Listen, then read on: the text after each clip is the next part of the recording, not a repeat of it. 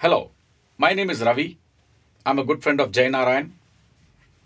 Today I'm here to share a story which I learned 3 weeks ago.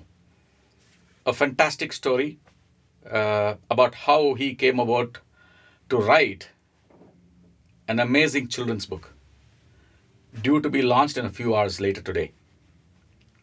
And after hearing this story, I felt it was very important for the rest of the world to know about it. Jay, as some of you all might know, has lost his eyesight in the last 15-20 years due to a condition called retinitis pigmentosa.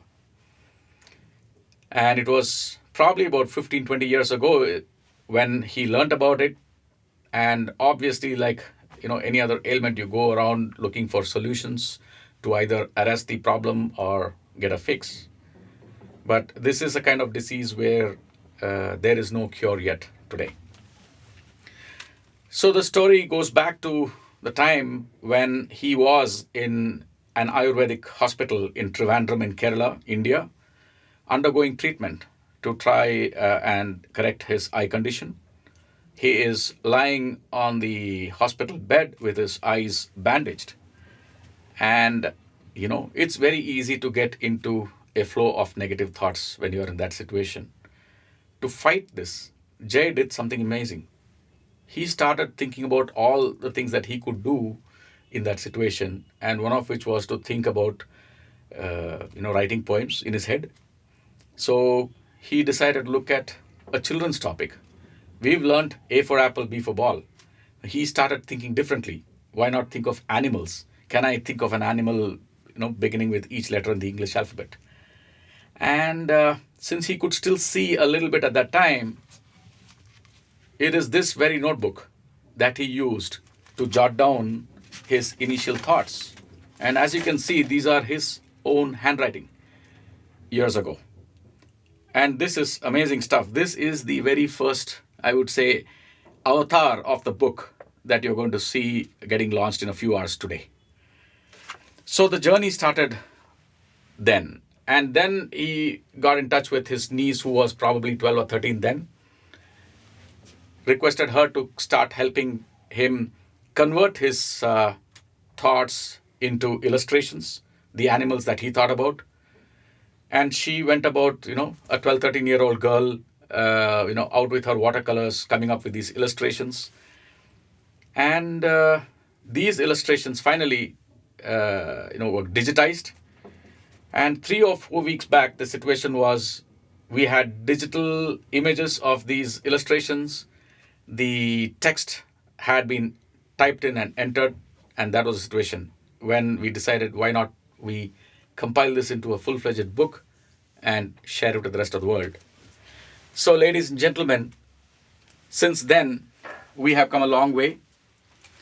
Just about an hour back, the printer delivered the first consignment of the books that you see here. This is Lukma, a manatee.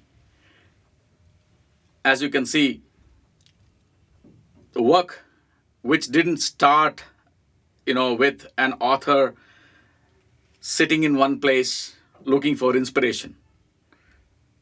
As I told you, it came out of a very painful situation.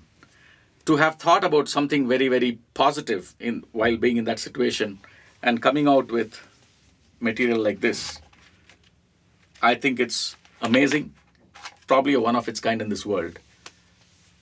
I must relate to you something which I heard just about 10 days ago. Jeffrey Archer, the famous British author, was in Bangalore. And one of the questions posed to him is, what inspires him to write these books? What are the conditions and situations in which he writes his books?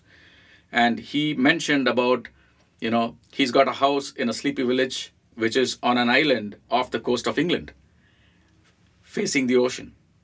And he likes to sit quietly by himself, and then that's how he gets his inspiration to write books. A lot of authors have their favorite spots too. But hats off to Jay to think of coming up something like this while lying on a hospital bed. I think the rest of the world should know about this. Please do share this story with all your friends. There is a plan to get these books out on Kindle so the rest of the world can get access at least to the digital versions of these, please go out and share the news. That's all I can say. I am emotionally strung, as you can see. I am searching for words. I may not have communicated this very clearly. I'm not a professional speaker like Jay is, but I really don't care, because what matters at the end of it is the story needs to be told. Thank you.